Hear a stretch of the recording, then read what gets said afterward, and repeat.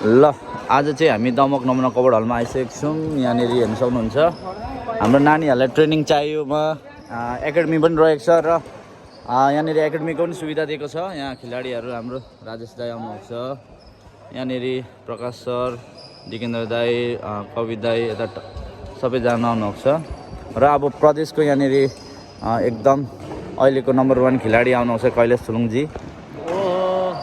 के छ जुलुङ सर? के छ हजुरलाई यहाँ कस्तो लाग्यो हाम्रो हल? यतिको तपाईँहरूको प्रयास राम्रो छ।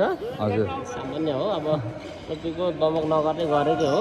हजुर हजुर नगरको प्रयास राम्रो छ ल हाम्रो स्टुडेन्टहरू के छ योचोटि तपाईँहरूले के दिने गराउनुहुन्छ? स्टुडेन्टको एउटा हौसलाको लागि चाहिँ अब एउटा हामीले सानो टुर्नामेन्ट गर्नुपर्छ भन्ने सोचिरहेको छौँ।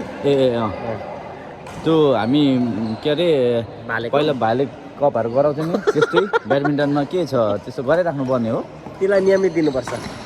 अनि अहिले हामी दमकमा चाहिँ कस्तो भन्दाखेरि लागु औषधि के भन्छ त्यसलाई त्यो लागु औषध विरुद्ध विरुद्ध हामीले एउटा सबैले दमकको नगरवासीले गर्नुहुँदैछ, त्यसमा चाहिँ के छ हामीले ब्याडमिन्टन के गर्न सक्छौँ? त्यो ब्याडमिन्टन तथा अब अन्य खेलको माध्यमबाट चाहिँ लागु औषध विरुद्धको चाहिँ एउटा जनसचेतना कार्यक्रमहरू गर्दा राम्रो हुन्छ। त्यसले एउटा राम्रो सन्देश दिन्छ। ल अब चाहिँ हामीले पनि ब्याडमिन्टनमा तपाईँ पनि के छ अलिक नियमित प्र्याक्टिस छैन कि एकदम तपाईँको पेट लागेको छ? हजुर हजुर थोरै यहाँनिर भन्ने कुरा आयो त। यो अब योचोटि पैसा धेरै कमाइयो, अलिकति भुँडीतिर लाग्यो। अनि तपाईँले चाहिँ अलिकति अब बिलेबलको भाइहरूकोलाई चान्स दिनु भएन, खालि पाहाड जाने अनि उठाउने अरूलाई चान्स दिनु भएन भन्ने कुरा आयो नि, के छ यसमा? होइन यो चाहिँ गम्भीर आरोप छ। म चाहिँ भाग्यले हजुर हजुर यहाँ दिकेन्द्र लम्सरजी हाम्रो प्रदेशको दोस्रो ऱ्याङ्किङमा हुनुहुन्छ अहिले। एकदम